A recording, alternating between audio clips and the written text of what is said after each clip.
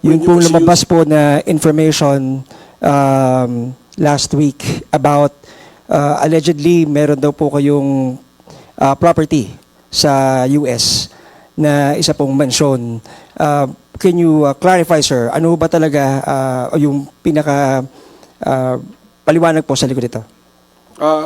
Actually, ayoko sagutin na sana yung issue na yan kasi I don't want to dignify a fake news na ganyan eh. But since you raised that question, and I'm sure yung mga nandirito will understand, those are related to my testimony in the Senate. Prior to my testimony, nag-ramp up na yung mga fake news against me. Kung ano-ano na, ang dami nang nilabas sa akin. Even mga illegally acquired na recordings nilalabas nila to impeach my testimony, to impeach me as a witness. And you've seen my testimony for 2 days. The defense tried to impeach me, to confuse me, and to do everything, and you be the judge kung ano yung nangyari sa testimony. That was very malicious. In fact, I've coordinated with the news network na naglabas nito. Because the news report, ikinunik eh. Matapos ang testimonya ni Director Melvin Matibag, lumabas ang issue na meron siyang mansyon may mansyon siya sa Amerika. Yun yung sinasabi.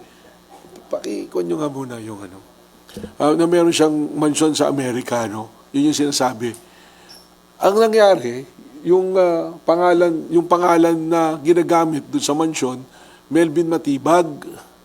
Pero kung sana nag-research man lang sana bago nilabas nung news company, nilabas kasi nila ginagamit na content ngayon eh. No? So nilabas nila, hindi without fact-checking, hindi mo na tinanong, ang dali namang i-check, which is ako chinek, andirito yung dokumento, isang folder yan, kung sino yung may-ari talaga. It so happen, ang pangalan talaga ng may-ari, Melvin Matibag, but his name is Melvin Behosano Matibag, who is married to Ana Marie Laman. So nilabas ngayon ni Sasot, pinikap naman itong isang news network, ginamit na news, yung naging news ng news network, yun naman ngayon yung ginagamit ng mga nagko-content. And I think, in fairness naman dun sa media network na yun, kinorek na nila ilang beses, although kulang eh. Because they can say na nag-research eh.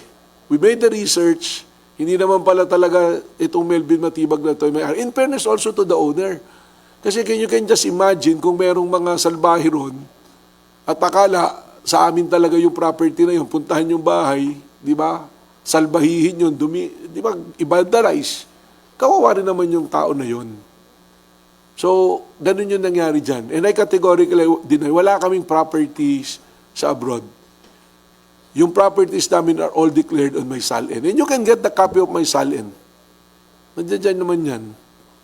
And there's the document, one folder yan. Kung sino may-ari, andyan yung deed. And even assuming if it's true, that property, just for the sake of argument, na yung property na yan ay talagang binili namin, anong sabi dun sa news? Dun sa fake news na nilalabas? It was acquired by this Melvin Matibag and Ana Marie Laman when? 2004. Mali na kagad eh. Hindi pa nga kami magkakilala ng asawa ko noong 2004 eh.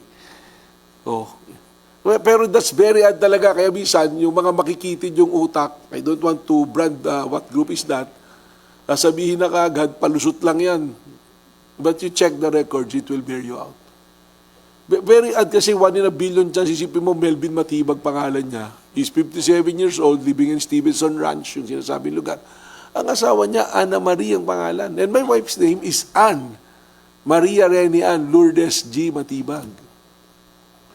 So this is totally fake news. So I abhor this kind of behavior na dapat naman nandito naman yung news network na siguro naman you have to do something about it. Or otherwise, I will be the one doing something about it.